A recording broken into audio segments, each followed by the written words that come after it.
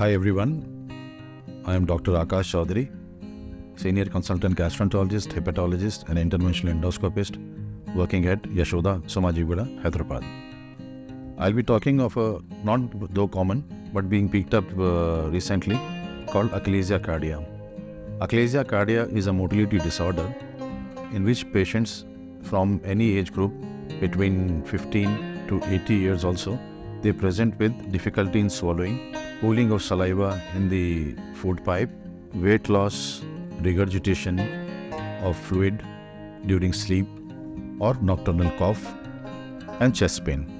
Achalasia cardia is diagnosed by endoscopic means and esophageal manometry or barium swallow. Once we diagnose the patient with Achalasia cardia, then there are many different types of treatment available. I'll be talking about the most non-invasive and successful treatment with very less side effects called POEMS.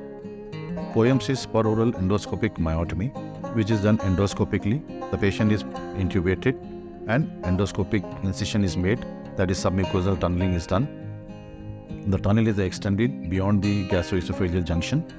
Then we perform myotomy, that is cutting of the muscles of the lower esophageal sphincter and some in the cardia, stomach. And after doing that, we close it with endoclips.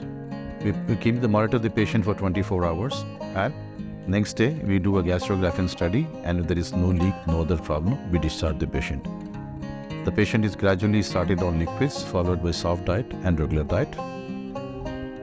There are no major complications of performing POEMS and is a non-invasive technique. The success rate is around 92 to 95%.